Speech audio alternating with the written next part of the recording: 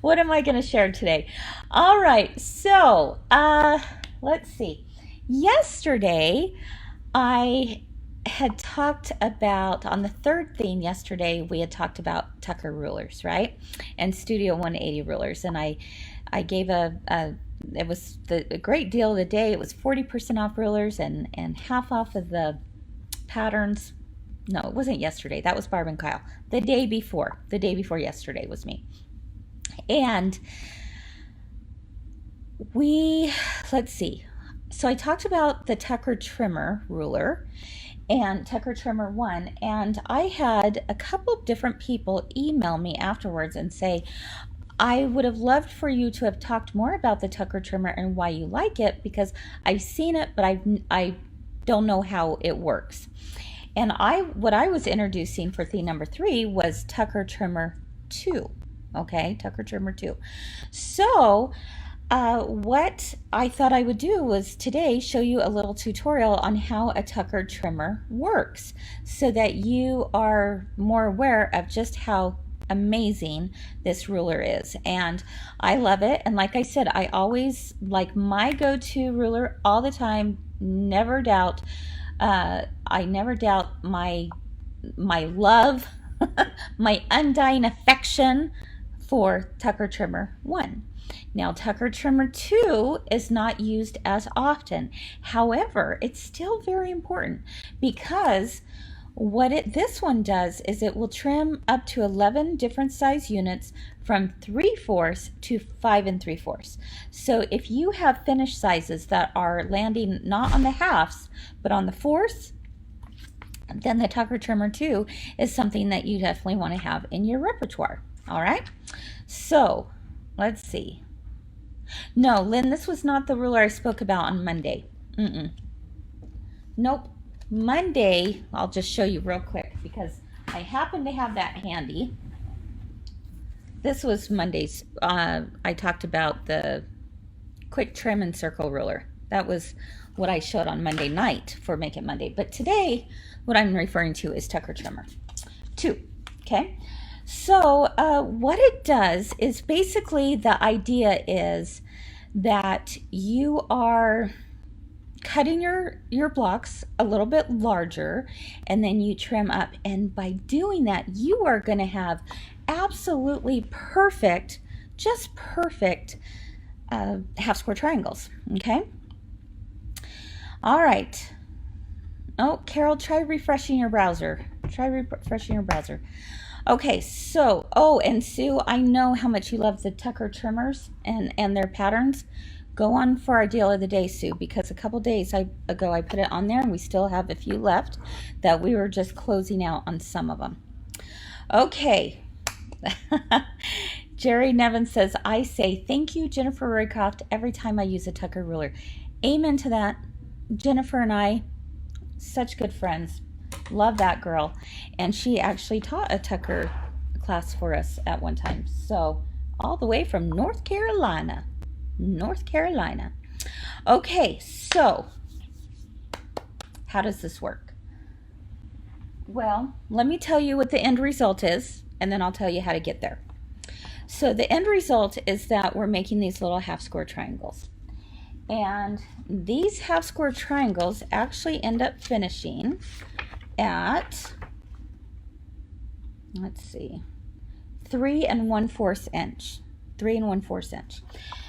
So say you had a pattern that it wanted you to do like 1/4 inch segments, finished segments. So that's why the Tucker trimmer 2 is such a great ruler to have. Tucker trimmer 1 does whole inch and half inch. Oh, hey, Jennifer, you are here. She says, love my Tucker tools. Oh, yeah. Amazing. And so, but that's Tucker trimmer 1. So Tucker trimmer 2, you're looking at 1/4 inch increments. So these were supposed to finish, and when I say finish, I mean sewn into the quilt at 3 1/4 inches. So how do I get that, and how do I get them to be so perfect? What you'll do, let's see, I think I have my things. So the directions will tell you, it has a little cutting chart here. And if you wanted to, do you see how it says finish size of pieced unit? I wanted to finish at 3 1/4. So really what that means is that my cut size is going to be finished at 3 3/4. Okay, think about that, because we take in 1/4 inch on both sides. That will end up going into the quilt. Okay, so your cut size, you're going to 3 3/4. Let's see right there, but you're actually finishing it at 3 1/4. So you just follow this chart, and it says starter squares for half square triangles, and it tells us to cut those at, oh, I'm actually doing the 3 and I'm going to do 2 3/4 and 3 1/4. So this is the one that I already pre-cut my blocks to, 3 3/4 inches. So it tells you right there what size to cut them at. So let's see, someone asked, Janet asked, is it just for half square triangle blocks? No, you can also use it half square triangle blocks for piecing combination units. Okay, combination units would be, let's see if I can get a better picture for you. Well, I'll show you some examples. And then for piecing quarter square triangles. Okay, quarter square triangles are, we might refer more to as like hourglass blocks. That's the one that we're most commonly used. But here are the blocks that you can, you all are familiar with these, you know, these look like blocks that you've seen, right, before.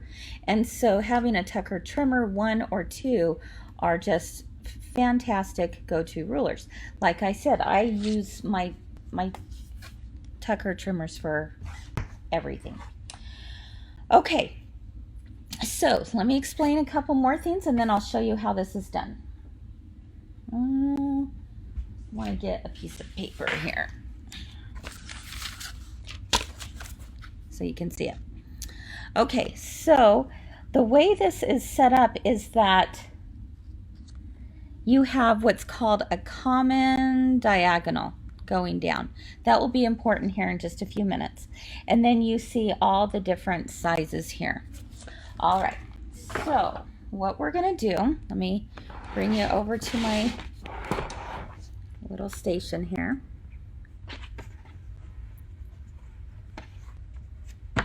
You're going to have 2 pieces of fabric that are cut to be the size that it has in the little booklet. Okay, so the size that I wanted to do was I wanted to complete these at 2 3/4 inches. So it tells me to cut them at 3 3/4 inch.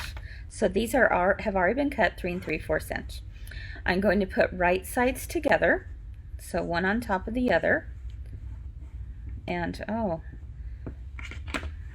that is a little ski-wampus. I better just trim that up a little bit. I just want them to be the same. Okay, there we go. Okay, so here's my 3 3/4. Now, the goal here when we do half square triangles, what you want to do is you want to sew 1/4 inch on this side and 1/4 inch on this side. So it's down from the diagonal, and there's a few ways to do that, but the way that I'm going to show you is I'm simply just going to grab a little ruler, place my 1/4 inch mark at each diagonal point, and draw my line. Now you could draw one line and then just use your presser foot to sew from the center, but I like to know the exact line that I am going to be sewing on, so I'm going to do it again on this side. There's other tools that I love that will kind of take another step out of this for you, but this is what I'm showing you today. It's just grabbing a ruler, doing 1/4 inch on this side and 1/4 inch on that side. Okay, so that's what it looks like. Now what I want to do is I'm going to take it to the sewing machine, and I'm going to sew directly on top of both of those lines. So let's head over here.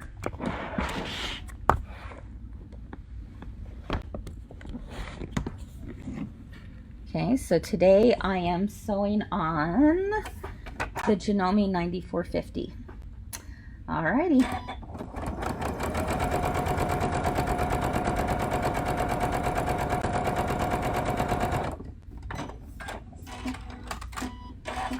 turn it around and do the same thing on the other side. Oops.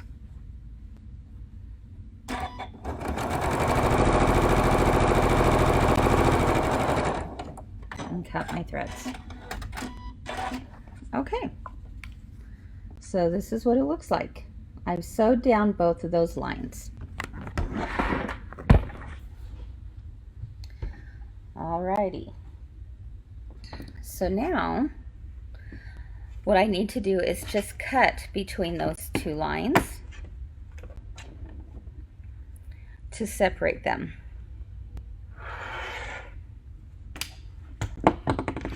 And now I have two half square triangles. But this is where the ruler comes into play. And this is what can make the difference between a really good looking half square triangle and one where all of your points connect. Especially if you're putting these into a pinwheel, and if you're struggling with matching up those points and having a perfect center on your pinwheel, one of the problems may be that you're not squaring them up to the exact size before they go into the block. So let me show you what I mean there. So you can see that I have stitched on top of that line. There's a 1/4 inch seam allowance. What I'm going to do, I'm going to refer back to what I'm supposed to be cutting again. It says cut size of piece unit, so I need to cut it at 3 1/4 inch. So on my ruler, I'm going to look for the 3 1/4 inch line, and it happens to be right here. Let's see if I can get that a little bit better. 3 1/4 inch right here. See, it's a diagonal line. So what I do is I place this on top of the sewn line, 3 1/4 inch, and then do you see where there's just a little bit of a haircut I have to give this block? I just center it right there, right on top of the line, right smack boom, right smack boom. Got it? All right, there we go.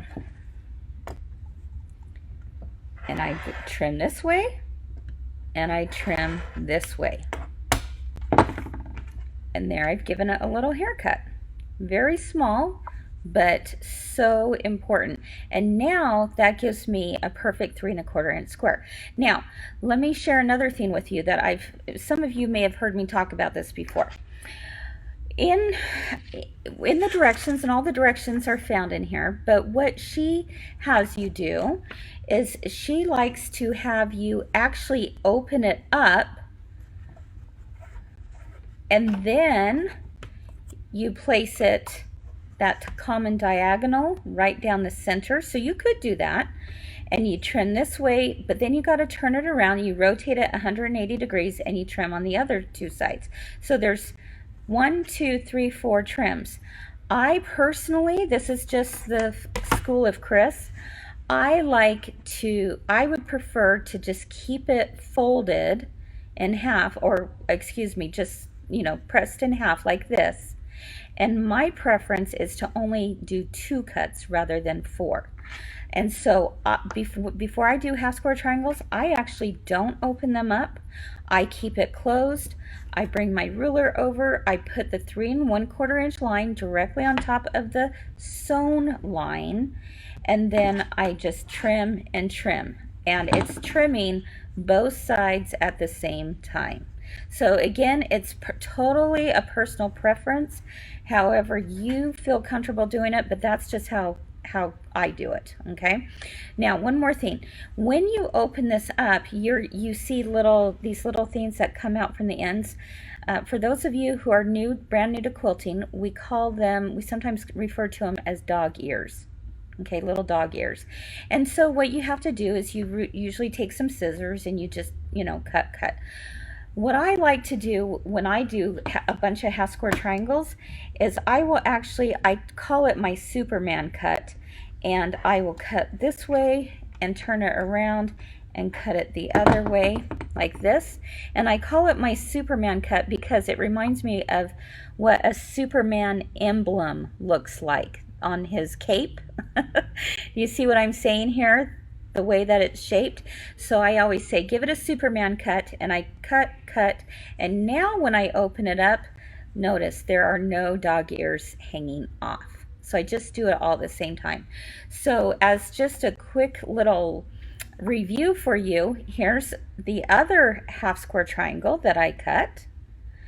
And I'm not going to open it up before I trim it. I will actually keep it closed, put it down on my cutting mat, take my Tucker trimmer 2, this is the one I'm focused on today.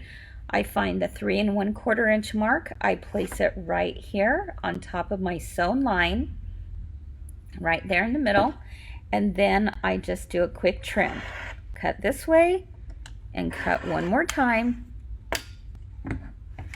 And now I've given a little haircut.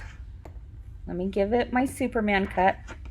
Superman to the rescue, right? And now I have my Superman cut, and I open it up, and I have a perfect 3 1/4 inch half square triangle. And when it goes into my quilt, it will actually end up being 2 3/4 inch. Isn't that great?